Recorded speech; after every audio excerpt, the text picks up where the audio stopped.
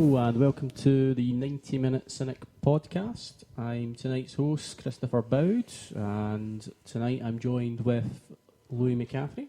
Hello, Christopher Boud. Thank you. Chris Sermanni. Evening, host. Thanks for joining us. And we'll kick right off with Celtic. Inverness 1-0 to the hosts. Not us. No. How did we think the game went? 10 changes to the squad. There was a lot of talk about it before the game. How did the players play, and was it the right decision to make those changes, Louis McCaffrey? I was a bit surprised that there was so many changes, to be honest. But I don't know. I don't really know if we can complain too much. I mean, obviously the focus is on tomorrow night's game against Maribor. So I expected some changes. 10 is possibly a little excessive. But I don't know. I mean, I'm not too bothered about the result, but I thought that some of the performances were quite poor, and I would have liked to have seen some of the fringe players maybe grab their opportunity more than what they've done. That seems to be the most annoying thing for me. Disappointing. Chris? Similar to Louis, I'm not too bothered about the result. The 10 changes was a bit excessive. I understand why he did it. I still, before the game, thought that the team we put out should have had enough to win, but obviously that didn't transpire. Ultimately, the main aim is qualification for the Champions League on Tuesday. So again, it's a decision he made. He's not going to get too much hassle for it as long as we qualify tomorrow. As Louis said, I'd like to have seen people bust a gut a wee bit more that were trying to cement their place in the team. I was particularly disappointed in Pukki. And McGear, to me, just cemented the fact that he should be out the door. I thought he was really disappointing. Yeah, you see, people won't give him a lot of stick. Actually, on Twitter, there was quite a lot of backlash, I felt, at Dyla for losing the game, which I thought was it.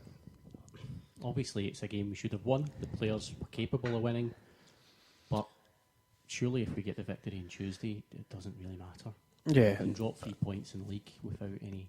Well, I think normally that's the way that most people would see it. But I think because Dyler's had a kind of shaky start in terms of the Warsaw games, obviously, he kind of. In one way, I think he should have been doing everything he could to win every game he plays right now, just to get a run of form going and kind of dispel all those kind of suggestions that he maybe wasn't up to the job.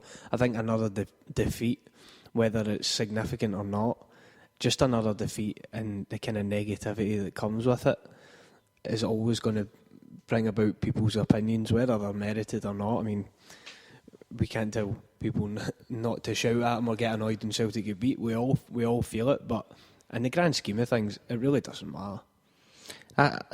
Not so much on Twitter, but on the forums, I kind of sensed an indifference, actually. I know you said you seen there was a lot of stick for Dyla, but there was some of that, but a lot of people basically understood why he did it. They know that we can drop points. They weren't too concerned, and I think everybody's just looking forward to Tuesday, just waiting to see what happens there.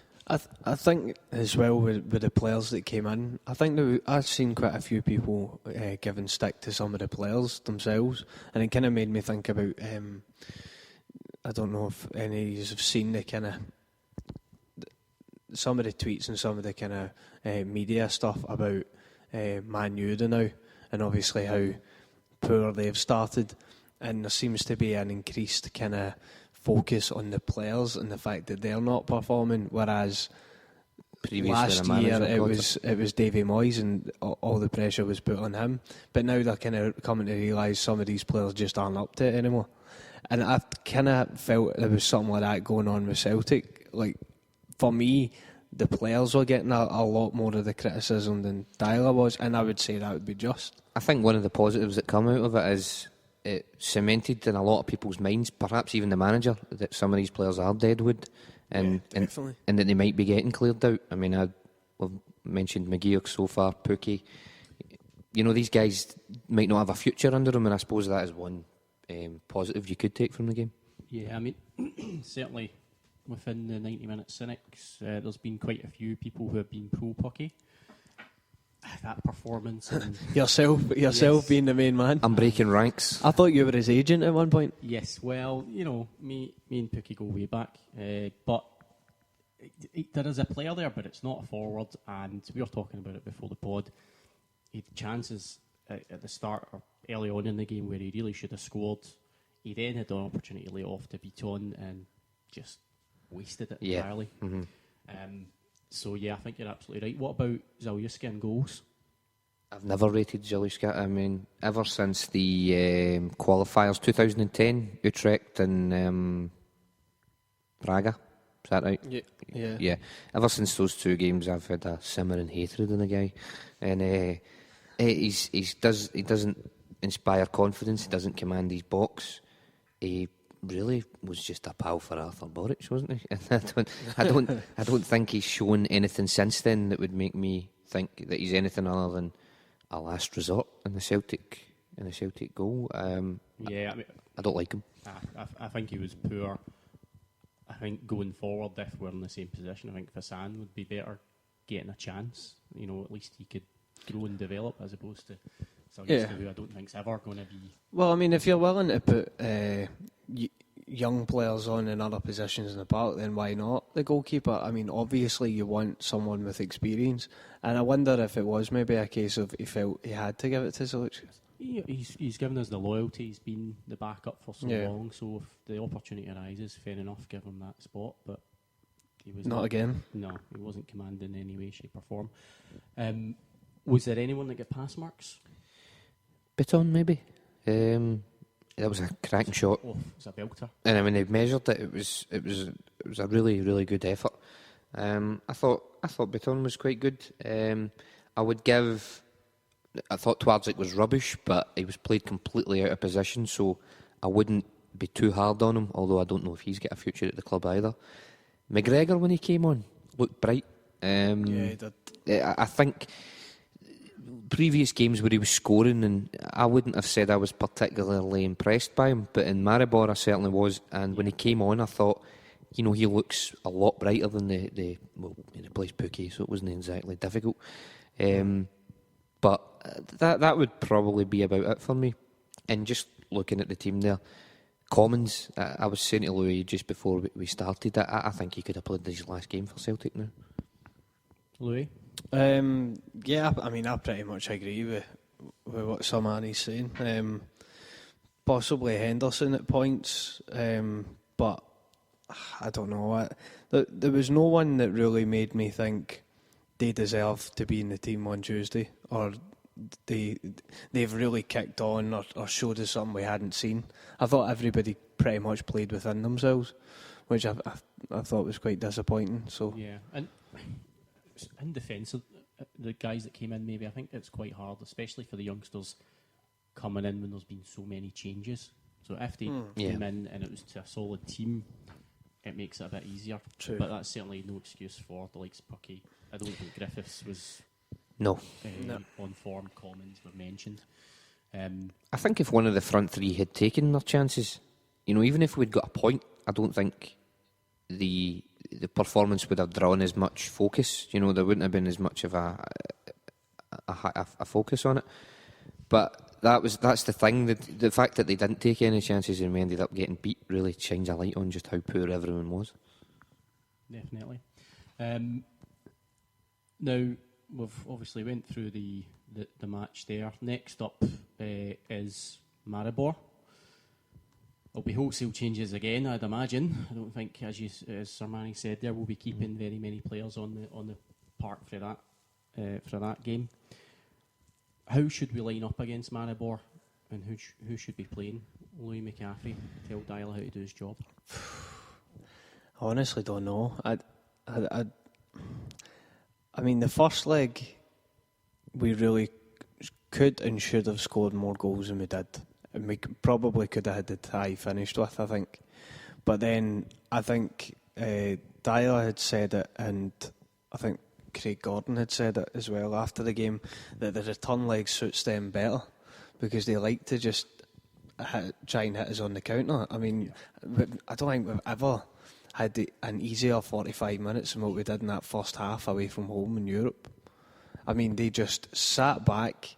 They had one guy up front that occasionally went into the other half of the pitch, but I mean, pretty much our defence passed it side to side along the halfway line for large parts of that first half with absolutely no pressure.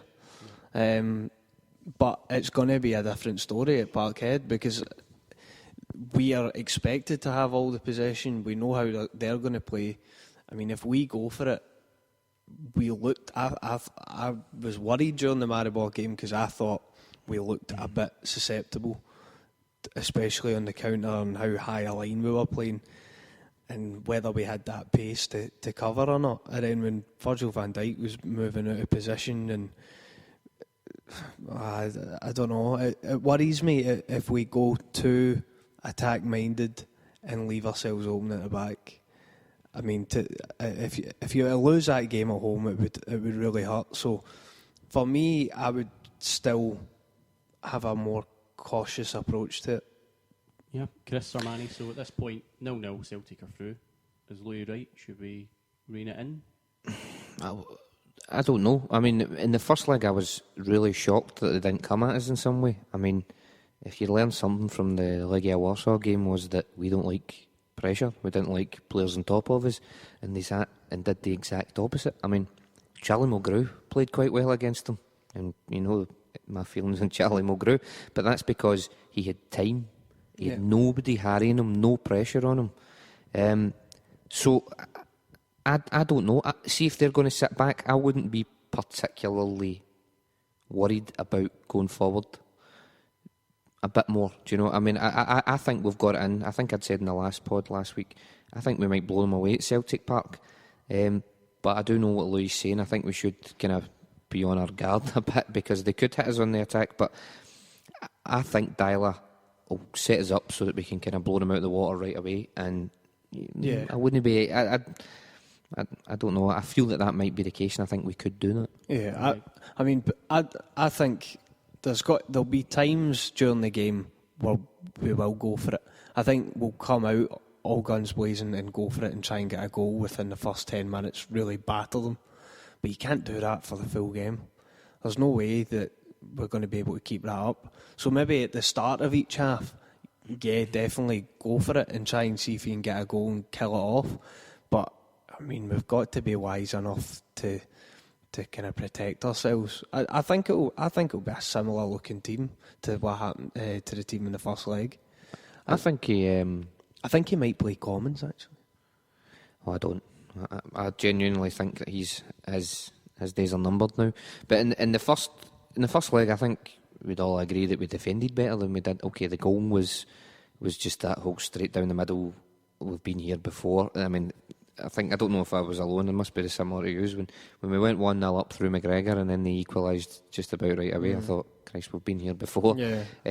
But after that, I think we did settle better. We defended better, and hopefully Dyler's learned from the Warsaw game, and that's the way we'll kind of line up in Europe. So I'm more hopeful, shall we say, of us getting the result than I would have been previously. Yeah, I absolutely agree with what you were saying earlier about the fact that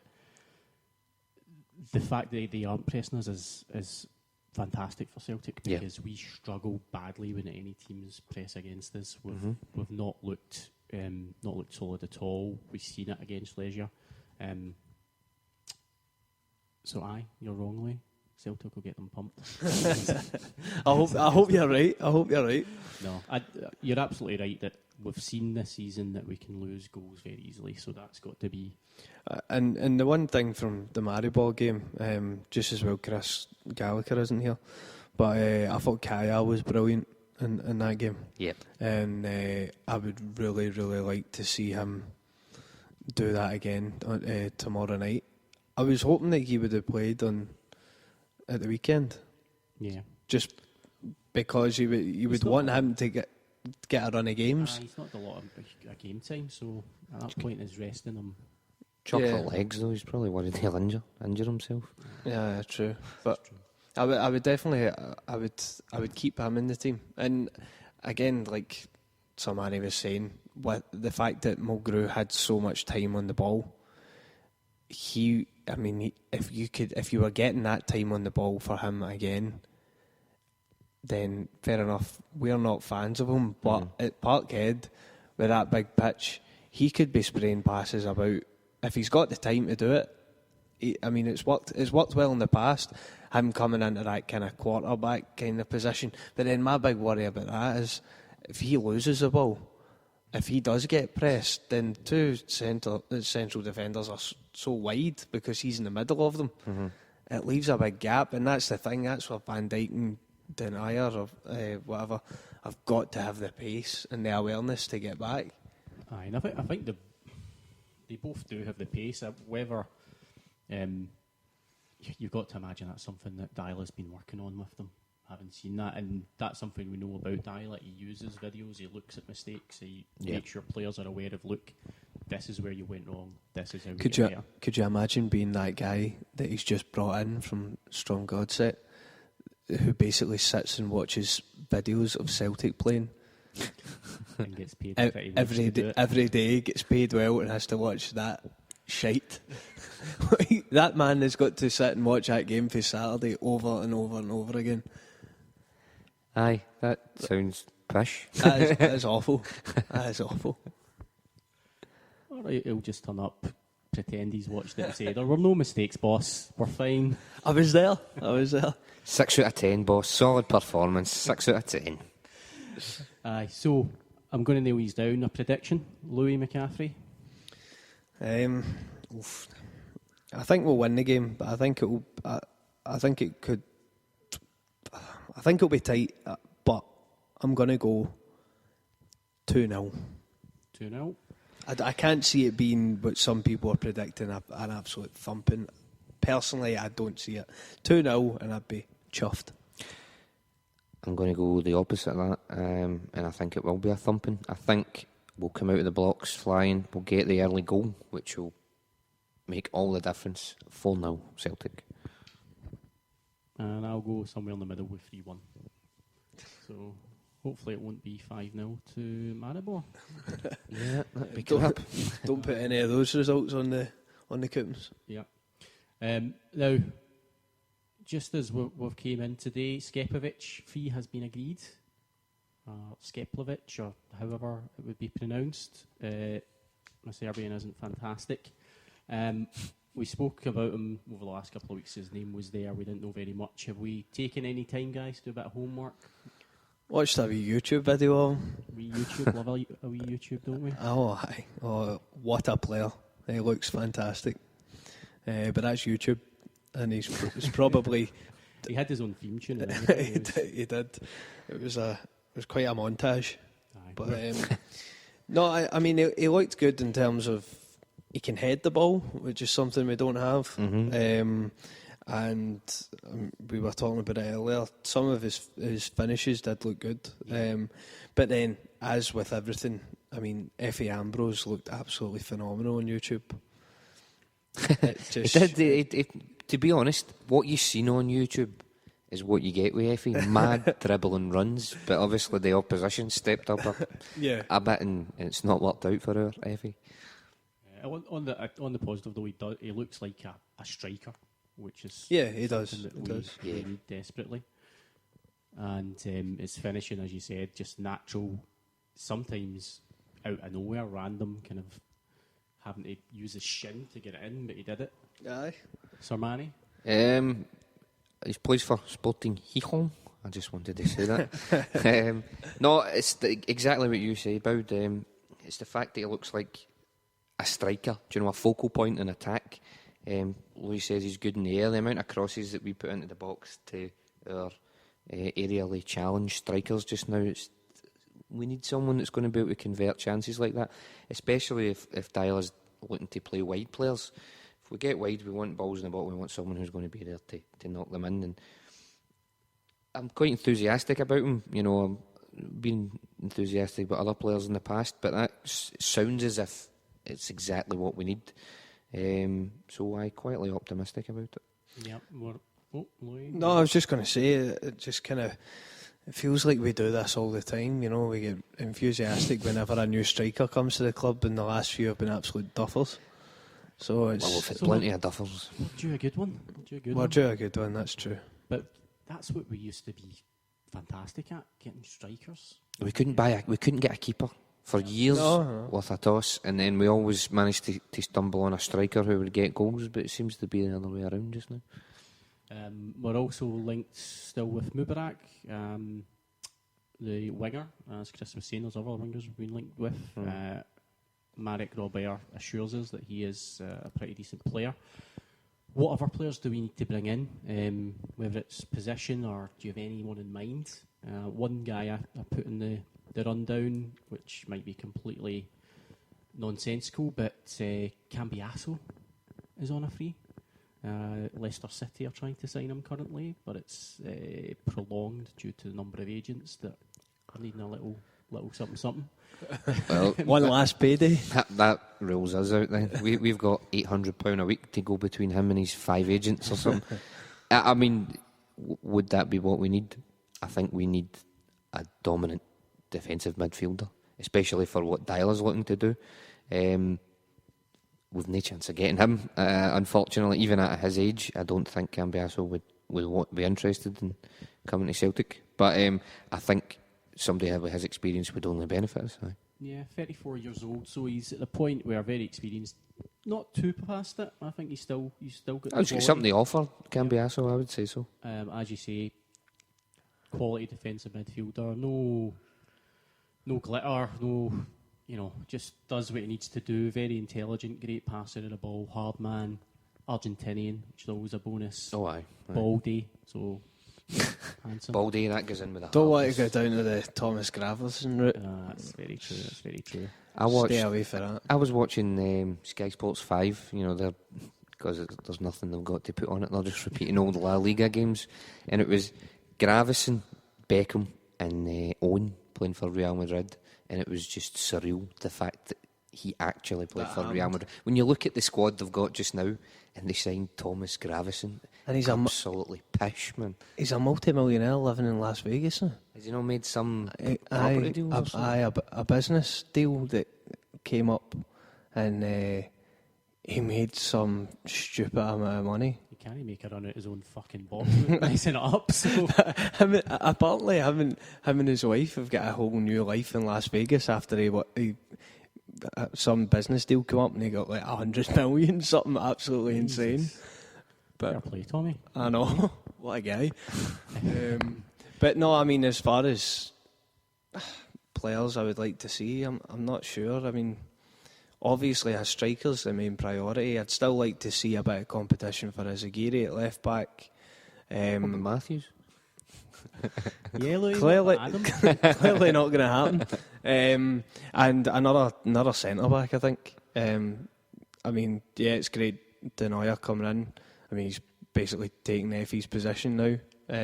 I think. Yeah. Fingers crossed. But I don't know. I still think there could be a bit of maybe a bit of cover there. But still the risk of Van Dijk moving on as well. I really don't see that happening. I just don't see him going now. I think if we get into the Champions League tomorrow night, he'll stay. I think you're right. Because where else is he going to go, realistically? He's not going to be in... I don't even think he would get a Southampton. Well, according to Chris Sermanni, Leicester City are far superior to Celtic, since Cambiasso wants to go there and he would never dream of coming to Celtic Park. I think Leicester City's wage bill is far superior to Celtic. No, but what was it, Dyler? Did Dyler not say that about Van Dijk? He shouldn't go to Newcastle. He could get a better club than Newcastle. Basically, that's obvious. Newcastle Chapman was shite. Yeah, that's it.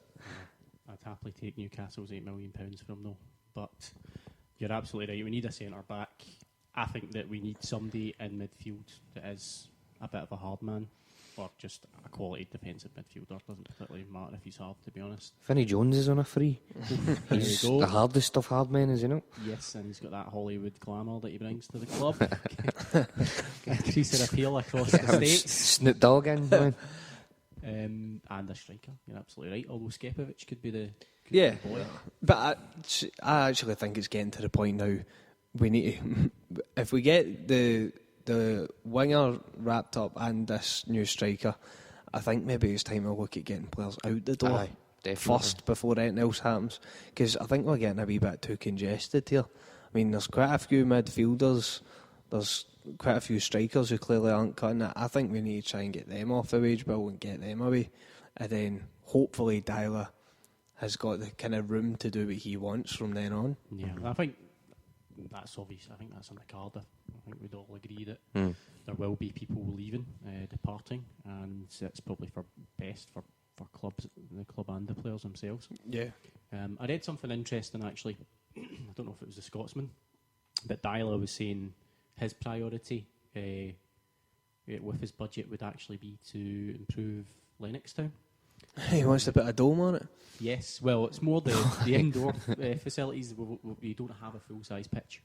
So we've got these 3 great outdoor full-size pitches, but the weather's pish. Yeah. So when we have to take it indoors, which is a lot of the time, it's just not the same level. Apparently, because I was reading that as well, and apparently Gordon Strachan had raised the point as well. But was that when it was getting finished off? When it was actually at the latter stages of it being built? Would that have been around Strachan's time? Because I'm sure it said in the article that Strachan said when it was built that straight away that he thinks that was an issue. I can't remember, but it was a little bit short-sighted, I think, at the time, investing so much money in it, but not. Yeah, unless they just absolutely didn't even think about it. I mean, it could be that they just didn't think. How much is a roof? I'll do them a quote for a roof. That'll be an indoor pitch. Do you know what I mean? I don't see it being a big problem, to be honest. Well, I mean, go down to Asda. They've actually got they've got their market. They need a big gazebo. 20 quid. Yeah, a big gazebo. Well, a series of gazebos is what I'm talking about here, Louis. You could get 20 gazebos for less than a couple of grand. We'd be fine. Aye, I think we should. Does Dylan know that? Has he been to Asda yet? I think I'll get in the blower to law when Dylan. They should get that guy who go to watch our videos as. Give him a wee break. Get down to the Asda. Get a couple of gazebos nailed on top of that pitch. Bob's your uncle.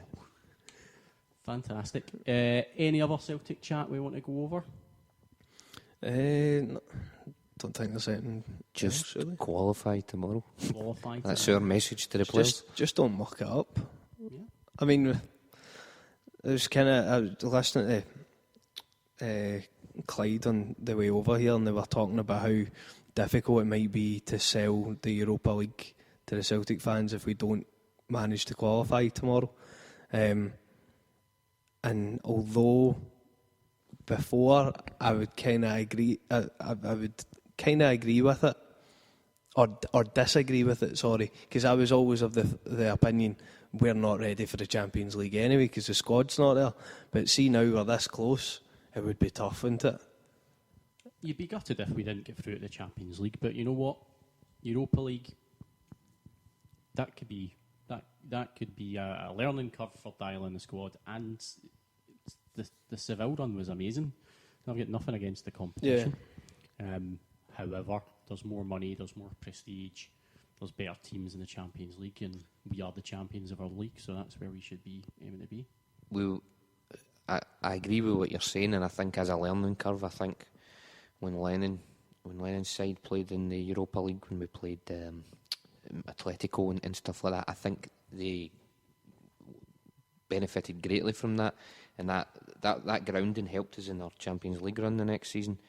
But we would take a dip, mentally, the squad, the fans, for best part of a month at least. If we failed to qualify tomorrow, it would be grim. It would be grim if we didn't do it. Yeah. Given the position we're in, getting back in, 1 each over in Maribor, playing a team that aren't any great shakes. Although logistically it might be beneficial for the squad not to be there, because there's a good chance we could just end up being on the end of several pumpings. But getting pumped for between 20 and 30 million, that's quite a good. You still don't want to see 3-4-0 defeats. I mean, but when we technically probably shouldn't. Well, not technically, because technically we're in it, right? But we shouldn't be there. Technically, we should be there for 20 million. No, but I mean, we managed up until the Barcelona game last season. We've managed to avoid any sort of real pumping in the Champions League. Okay, some teams swept us aside and in that, but in terms of an actual humiliating beasting, that was the only one we had last season, and we got away with it slightly because it was Barcelona, and we could, even though it wasn't the ultimate Barcelona side, them at their absolute peak, you could still say, well, come on, it's Barcelona. See an Ajax beat us 4 or 5-0, a team like that, I think that would really demoralise the support, and it would really demoralise me. Yeah, no, of course it would. I mean, no one wants to see it, but at the end of the day, for the fact that we shouldn't be in the competition and we are now in it and we're getting that massive amount of money, I don't know. We can't really complain at anything, I don't think. Yeah, and you would hope that should we qualify, there will be another quality or potentially a couple of quality additions to the squad as well. If we've got a guaranteed 20 million coming in. Yeah, well, you would hope so, wouldn't you? Yep. So at this point, 90 Minute Cynic would like you to enjoy a musical influence.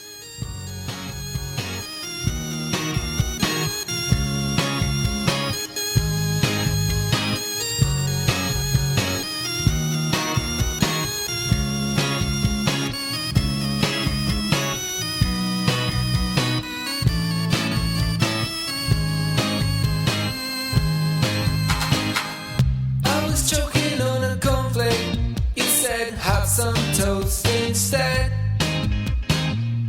I was sleeping maybe 3 hours. You said you should get to bed. I was waiting at the church door for the minister to show. I was looking at the new year. You said walk before you crawl.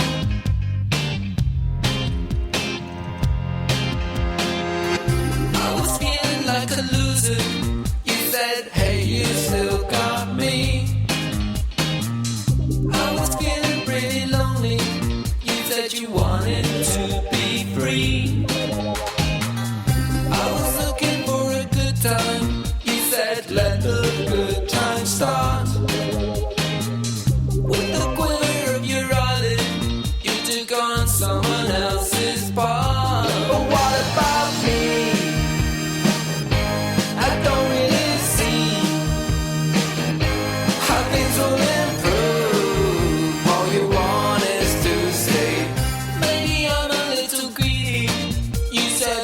Before you speak.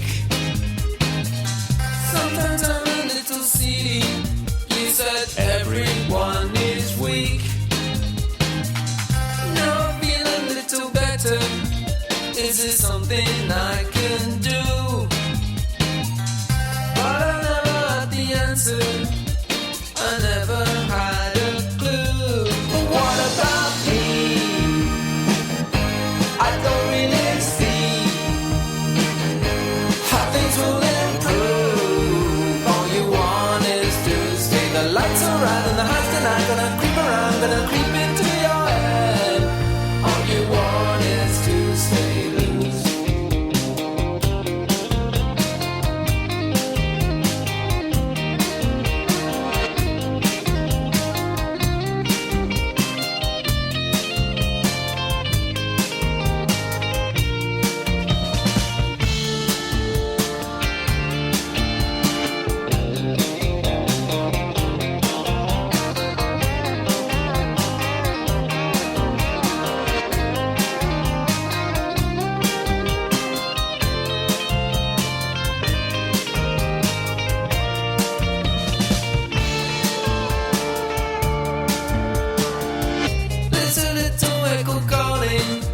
Like a miner trapped inside.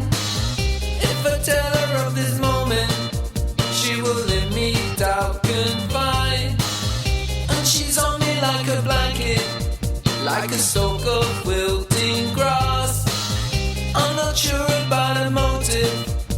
are not sure about her past. But my faith is like a bullet, my belief is like a bolt. The only thing that lets me sleep at night, a little carriage of the soul. If it starts a little beacon, then the year may yet be gold.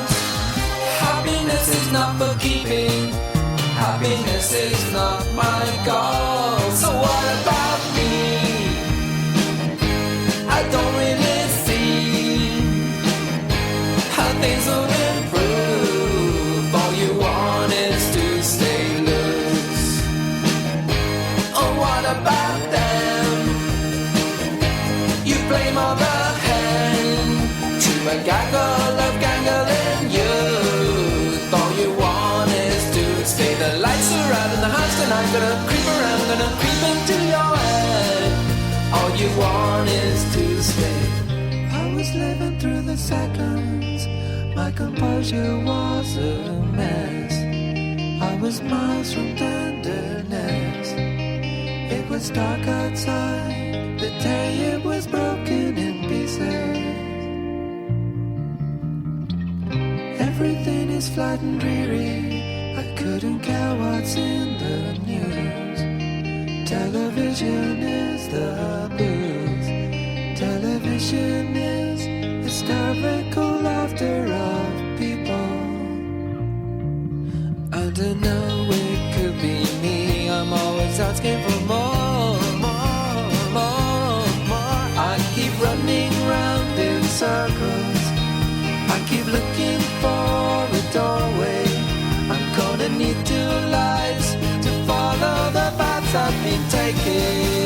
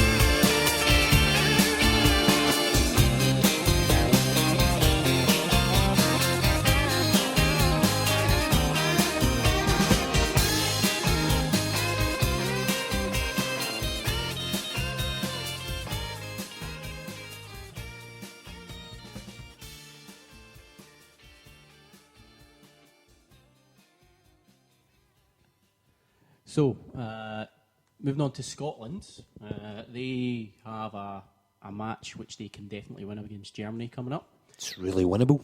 It's very winnable. And in the squad, Craig Gordon and your boy McGregor have been called up. Great for both. Yes. Very quick for Gordon. Is it a little too quick? A little too soon? Nope, because the number 2, is he number 2 or number 3? The boy from Burnley. Matt Gilks or Jelks or however you That's say the that. one. That's the one. Aye, him. He's now second choice at Burnley, and Gordon Strang was saying it as kind of media thing that I heard on the radio earlier. He was saying that because he's now number 2 at Burnley, and obviously Gordon's now number 1 at Celtic, he felt like it was kind of justified in that way. He's obviously got the quality. We know he can do it.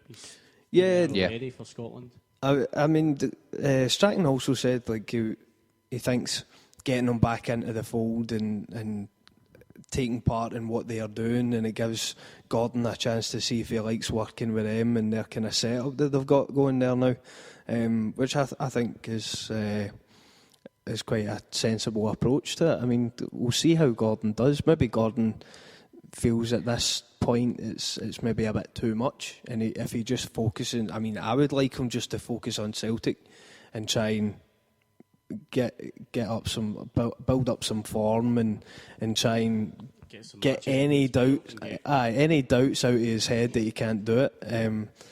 But I mean, fair play to him if he can maintain the standard that he's at now and continue to improve. It would be great for us and Scotland, I suppose. And we've touched on Scotland and how the fact that they are progressing. It's a fairly decent squad, but look at those goalkeepers. You've got Craig Gordon, David Marshall, and McGregor. That's pretty solid, is it not? Yep, that's it's probably the strongest area of the pitch that we've got in terms of having kind of more than one player in it. But Strength and depth, aye. Get that around you, England. You can't have good goalkeepers around you.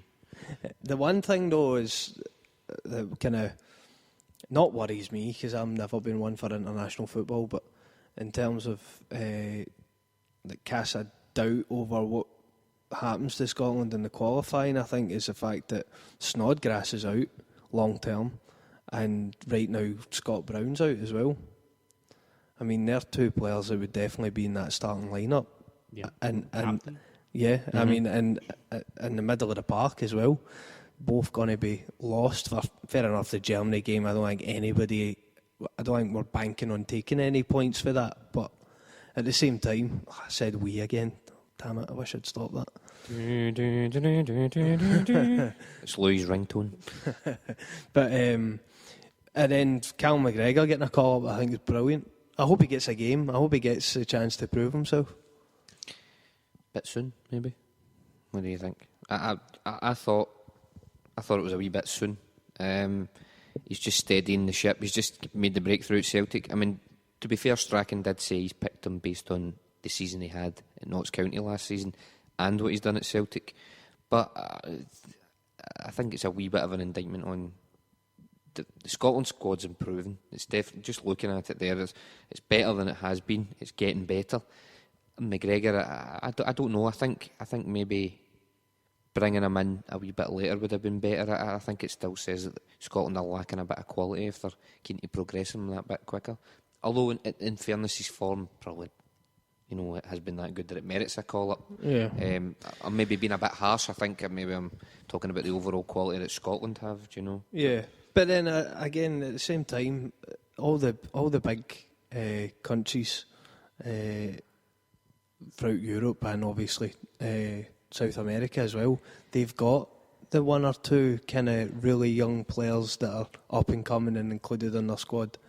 So why shouldn't Scotland do the same thing, I suppose? I mean, I can only imagine that's part of his thinking. We're talking about Craig Gordon going for the experience. It could even be the case that it's just getting McGregor into that international. Yeah, that's maybe fair. It's I'm not comparing McGregor to, what's his name, John Fleck, but John Fleck had one half decent game, and there was a big call to get him into the squad, and it's just my worry that McGregor doesn't cement himself long term as a Celtic player, and they've already got him in the Scotland squad and they're making him out of the next big thing.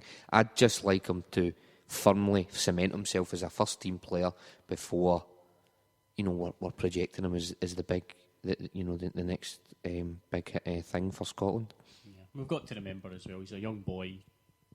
Weight of expectations can impact players. I mean, yeah. The other thing about the squad, other than McGregor and Gordon, Mulgrew is the only Scottish-based player there. Now, you mentioned Brown obviously should be in that team, but 3 players out of the entire squad based in the SPFL, all Celtic players. Is that an indictment of the SPFL? Is it just saying that our players are that good that they've all moved on to bigger and better things? Although I think they are all based in England.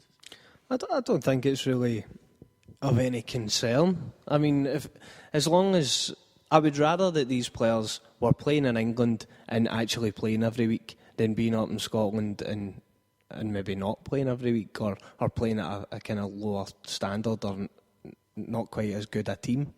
So as long as they're still developing wherever they are, I don't really see a problem in it. But I mean, it possibly does highlight the fact that Scotland just isn't the place to develop. I don't know. Sorry. No, you go, Sermanni. As daft as it sounds, they all seem to have came from the SPL, if you will, and now that they've moved up to another level, that maybe says a positive thing about the Scotland squad. I mean, ideally, further down the line, you'd like to see the players play for even better Premier League teams, English Premier League teams, because we have got Premier League players there, but it's apart from maybe Fletcher at Man United, it's that's a poor Premiership team, is it not? We don't. Well, aye, they're crap as well. But you know, there's no maybe Naismith at Everton if you're being kind of kind to Everton, but I think we know that the Scottish Premier League's not of that higher quality, and I suppose it's a good thing that they're playing at a higher level than the Scottish Premier League. I mean, I think unfortunately we know that the SPL's not what it used to be, and maybe there's some players at Aberdeen or whatever or Dundee United that could merit a call up. You know, yeah, we've got a lot of young players coming up, however they are typically in the under-21 squad or below. So over the next few years, maybe we'll see that. But then again, will they be moving on to England or Sporting Lisbon or other places that will see that? As a small league, I suppose we're always going to have, you know, if we've got big players, they're not going to be Scottish-based necessarily, unless Celtic decide to buy them. Probably not. Nah, forget that. What do you think our chances are? I know it's very early, but Scotland progressing, it's not an easy group, is it? No, it's difficult, but the difference is this time Strachan has got you're more confident if you're a Scotland fan. I'm like Louis. I'm not hugely bothered about international football, but as a Scotland, you know, if you're a fan watching them, you'd be looking. You think they've got a chance of getting a result now, whereas previously you thought, they're on to hiding to nothing here. And I don't know, the quality of players has certainly improved, but the way Strachan sets them up is they're a lot harder to beat. You're right off the Germany games, but you know everyone's writing those off. Well, you have to pretty much because of how good they are. But Poland, Ireland, you know, Poland probably have a better quality of player across the board. They've at least got one superstar in Lewandowski, but you know, you don't think that these are unwinnable games. So I do think there's hope that there is a possibility that Scotland could qualify. Louis, Mr. Don't like internationals. Yeah, just say I don't care. Louis. Yeah, I don't care. No, I mean, I would like to see Scotland do well. Of course, I would. I just don't. I'm just not a huge fan of international football or some aspects of Scotland in terms of their football at a national level. I don't know. It's just never been something I've been interested in. Yeah. Some people would maybe call it sad, but there's just one team I support pretty much, and that's Celtic, and that's who I'm really going to get passionate about. But of course, I would like to see them do well and qualify for a major tournament. I think it would certainly get my interest going if they got to a major tournament, as I think it would for a hell of a lot of other people that maybe feel the same way I do and are kind of fell away from it, you know. We'd get right on that bandwagon if they qualified for a big tournament. Absolutely. See you Jimmy hats all over the place. Glory hunting all the way. But I think I don't see why they couldn't qualify. I think the team has improved, the standard of player has improved, and we've certainly got the manager. Damn it. They have certainly got the manager that I think will get the best out of them and prepare them as well as possible for the games. Germany, write them off. Forget about that. As you say, every other team in the group's doing it as well with the Germans. Mm-hmm. So it's a kind of level playing field. Then it kind of comes down to Ireland, I think. And I think we can beat them, you know. Yeah, that's my lock of the week. Scotland will qualify. It's too far off for anyone to remember me making this comment, so I will confidently state they will definitely qualify. We will also get 1 point at least off of Germany. Would you like to predict the scores of each game? 1-0 Scotland, all of them. They're only beating Gibraltar 1-0. You've got to question Stratton's tactics for that game. Score a goal, then just 10 men behind the ball, and it'll work 10 times or however many matches we have. So keeping it a little international, La Liga, Diego Simeone, today I think it's been announced that he's got an 8-match ban for lightly tapping a fourth official on the back of the head. There was a fly on his head. He tried to get it off. He got an 8-match ban. Guy tries to help out and he gets this. It's shocking. It is. Joking aside, very harsh, Chris Sermanni. For the offence, when we just watched the video, he barely touched him. The only thing you can say is, you know you're going to get some form of sanction if you lift your hand in any way whatsoever. So he shouldn't have done it. So it's his own fault essentially. But eight matches for that is a bit of a joke, to be honest. Yeah. Well, it would have been a couple of years ago because it's Jose Mourinho when he was at Real, poked Tito Villanova right in the eye. Yep. He got a 2-match ban, and it was only in the Super Cup right. the ban applied to. So Spain is full of Masons. Is that correct? I think that's the only valid explanation Yep. that there can possibly be. Yep. And that Mourinho's a Mason. There we go. Yeah, that all tallies up. And did you see actually Mourinho took the ice bucket challenge? No, do you know, I stopped caring about the ice bucket challenge after George Bush did it. And that was horribly staged. I thought it ceased to have any sort of kudos or cool when George Bush. Not that it ever did, but you know what I mean. Once he did it, that game was a bogey. But tune in tomorrow because I'm probably doing it tomorrow. Yeah, some It's very exciting. cunt nominated me. I done it yesterday and it wasn't the highlight of my day. Has Delbo Richter done it yet? I'd like to see that. He'll probably injure himself right enough. There's rumours that he gets involuntary erections when he gets ice poured down his back, so for safety purposes... I would have imagined it would be impossible because the water would just evaporate as it came close to him. It's just that red hot. It's Delbo Richter. I think we might put the tune in at this point. Yeah, you should.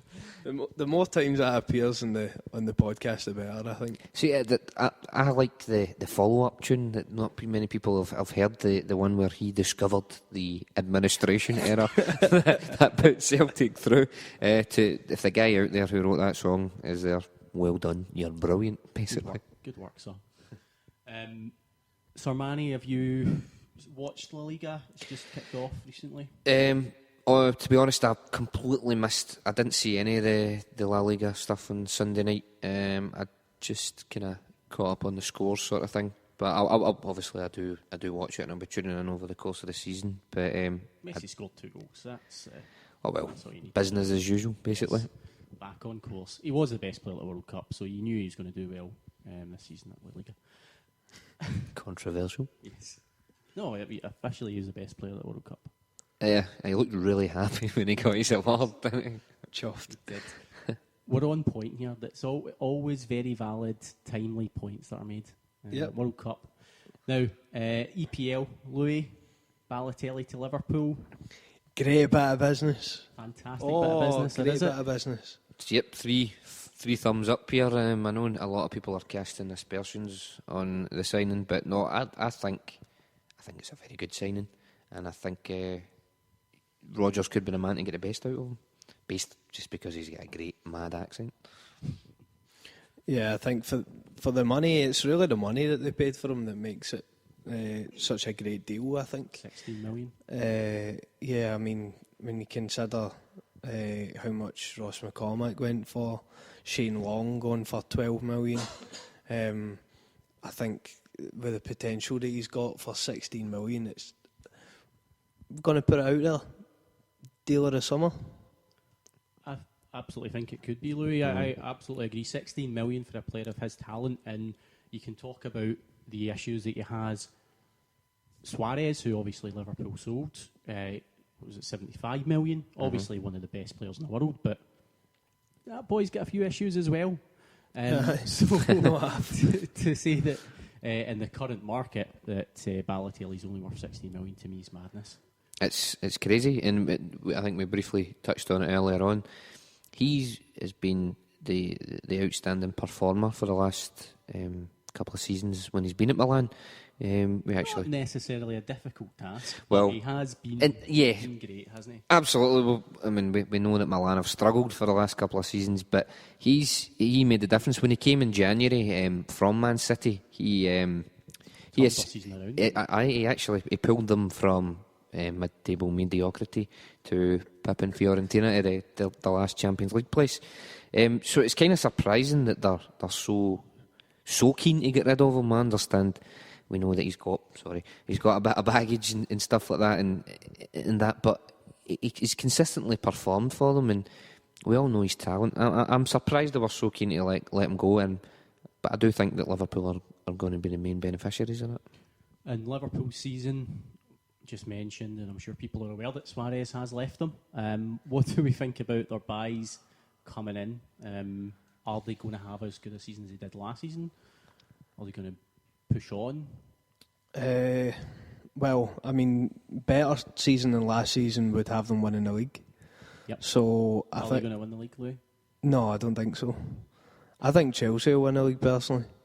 I think the way Chelsea played again, it was at Burnley, but some of their passing, Fabregas just seemed to fit into that team so well and had them playing a different style of football, and they were talking about it on Sky Sports. I can't remember who was kind of in the studio at the game, but they were kind of suggesting how Chelsea have like two ways of playing now.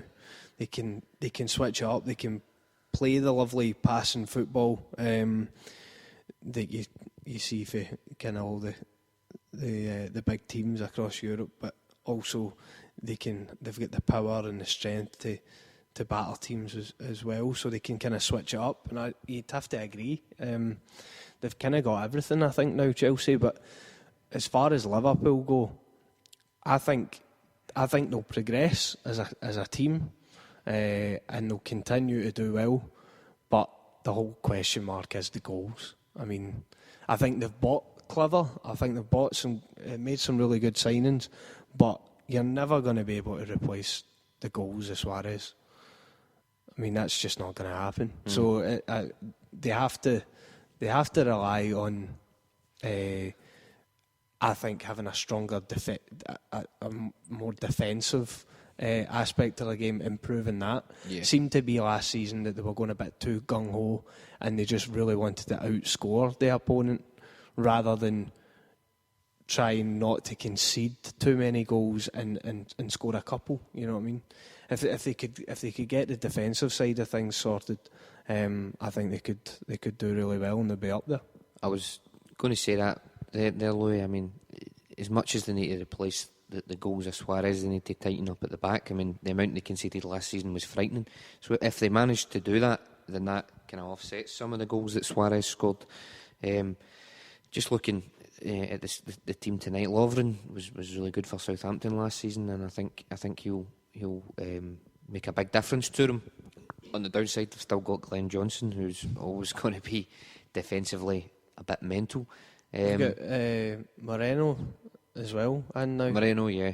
So, But I think Skirtle's playing tonight as well, who I'm not 100% convinced by. But I definitely think they'll tighten up at the back. I don't think they'll concede as many as they did last season, so that will offset some of the goals that Suarez scored. But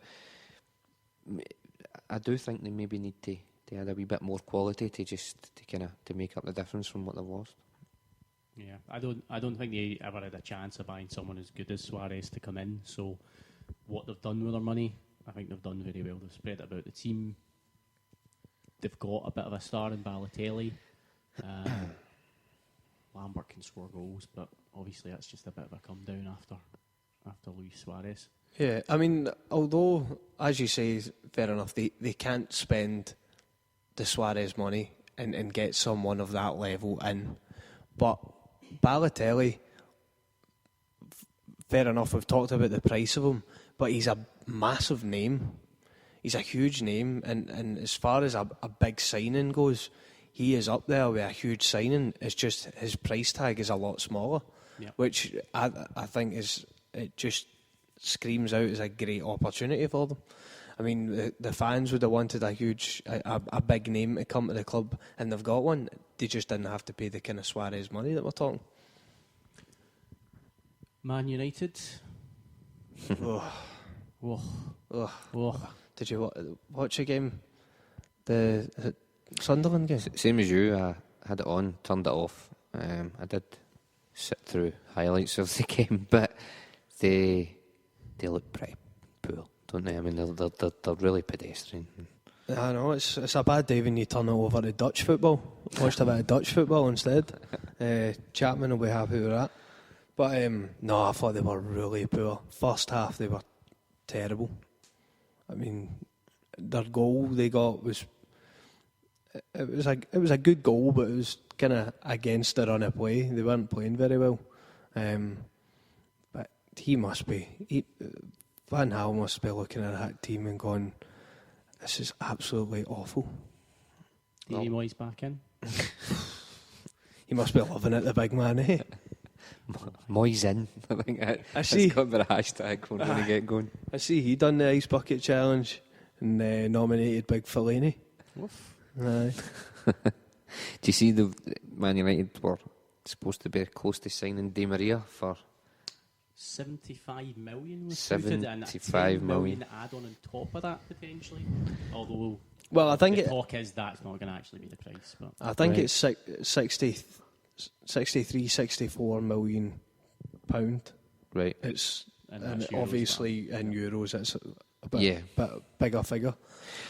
I mean, sorry, Louis. No, I was just going to say I think he's a brilliant player. Is he worth that much money? No. Probably not. I mean, this is the guy who was man of the match in the European Cup final. He's a fantastic player. If you're comparing him to, I mean, who else went for that sort of money? I mean, Gareth Bale, obviously. Suarez. Yeah. Is he?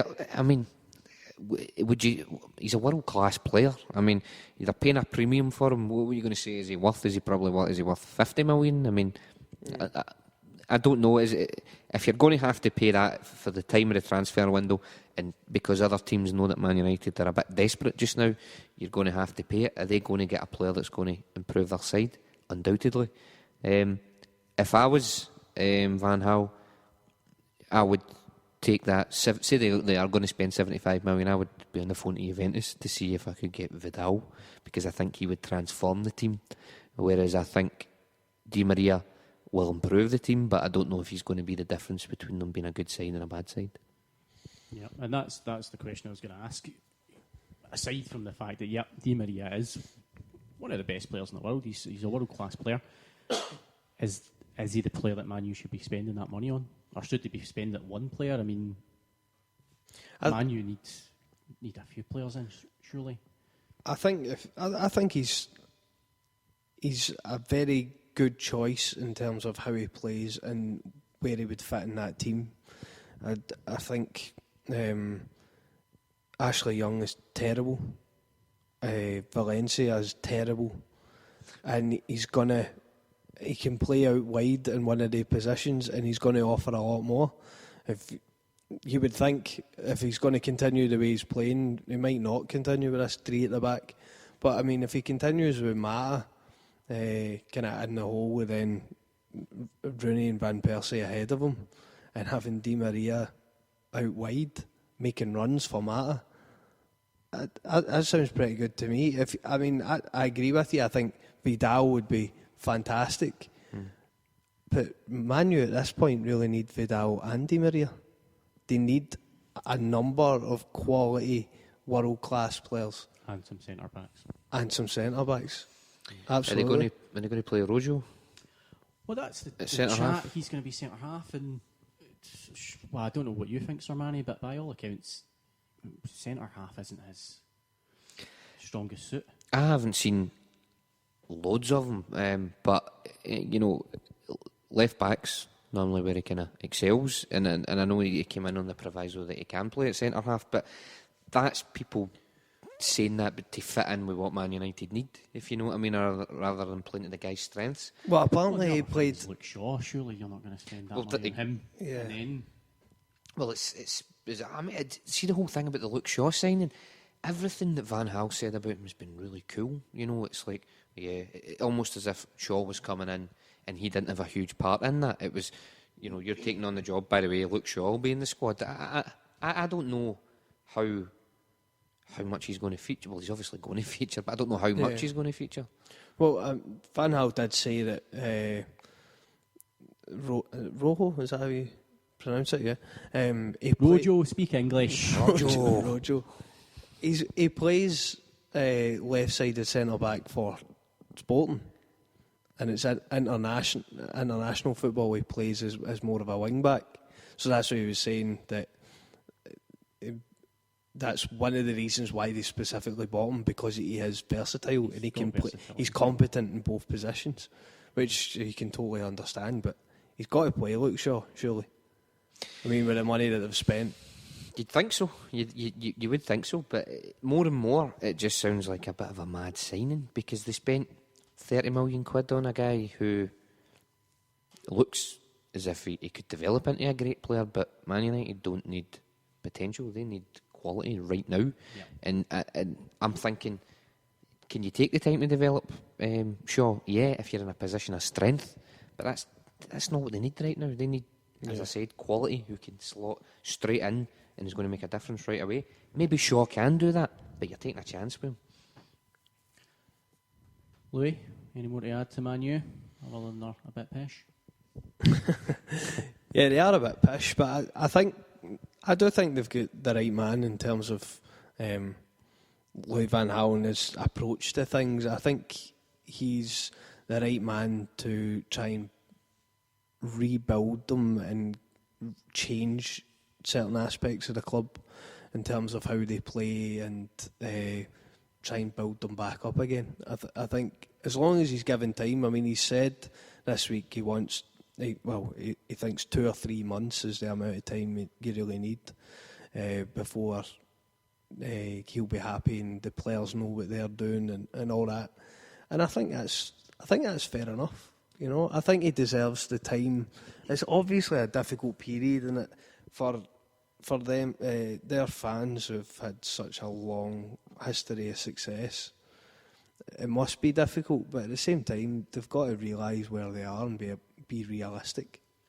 And does that mean he's putting his hands up and saying we're not going to win the league this season? Because he's going to take 2 or 3 months to... He already said that they would need a miracle to win the league. That was before the league started, they said that. So, but the guy's not an idiot. He's under no illusions of the job that he's got to do there. It's the fans that will have the expectations that they can challenge.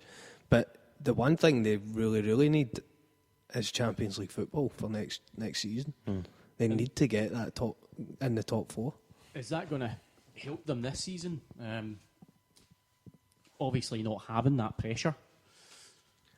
I think it will be like Liverpool. You saw Liverpool last year when they didn't have to contend with any kind of major European ties, and they could just solely focus on their domestic game, and look where it took them.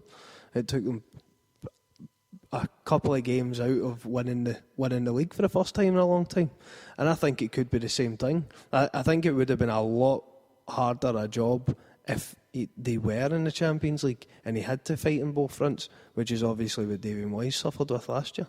Yeah. Is there anything else that's happened in the EPL? It's obviously not been going too long. Anything that stood out for you? Any teams that have surprised you or players that have stood out? I seen a clip of happened Ben Arthur. Did he score that goal at the weekend? He ran like from deep within his own half, like ran through the middle, right up the middle of the pitch. Some run and finish. I don't know if it was this weekend. It was on Instagram, I seen it, so I don't know if it was this weekend. But if it was, one of the goals of the season so far. Anyway, and I also quite liked the highlights I seen at Everton. Naismith's goal was class. I was going to say, not so much that Everton were good, but just how predictably fragile Arsenal are again, you know. To be fair, they looked. It was quite good the way that they battled back and they got the point, and it was a great header from Giroud for the equaliser. But after last season, leading for a long period of time up to Christmas, and all the chat about them challenging again, it was just the same old fragile performance from Arsenal.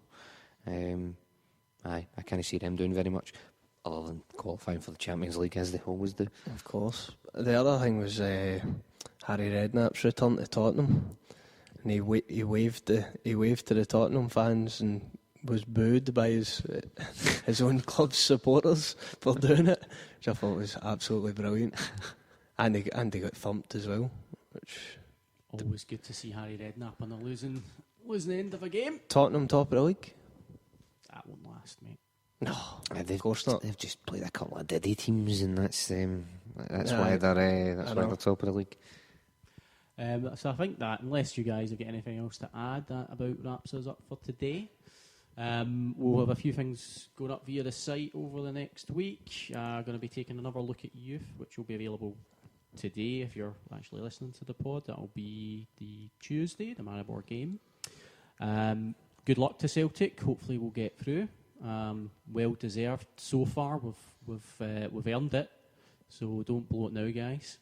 Thank you very much for joining me, Louis McCaffrey at LMXADBCJ. Yep, that's the beauty of my Twitter handle. You can make it up and I'll be there. Beautiful. At I Am in Agreement, Chris Sermanni, thank you for joining us. Thank you for having me. I've been at the Chris Boud. Thank you very much. Good luck to the Hoops and see you down the road.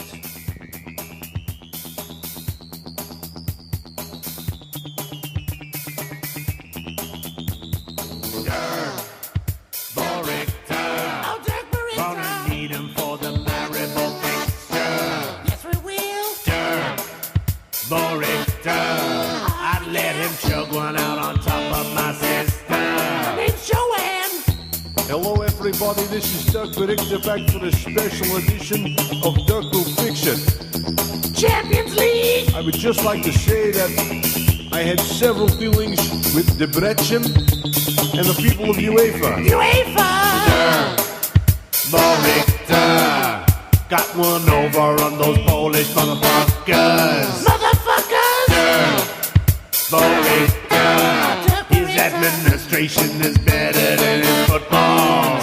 I would just like to say that I was going through the paperwork because my hamstring was so sore beforehand that I just wanted to check and see who was playing for Legia Warsaw. And I said to myself, hey Dirk, there's a guy who's not supposed to be here. Dirk Berichter. I let him chug one out on top of my sister. And my brother too. Dirk Berichter. If you've a problem, then you know we will fix it. Fuck yeah. So I went to Ronnie, who was busy putting Emilio Ishigare in goals or something. He's a crazy guy. And I said, hey Ronnie, there's something wrong with this. He said, fuck off Dirk. But I said, no, I persisted. Dirk Berichter. His administration, something to envy. Dirk Berichter. His hamstrings are made of gravy.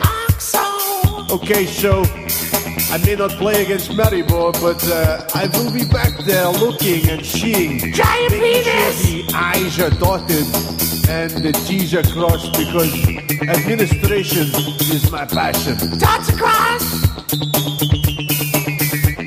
You sexy motherfucker! You sexy motherfucker! You love administration! Loves administration!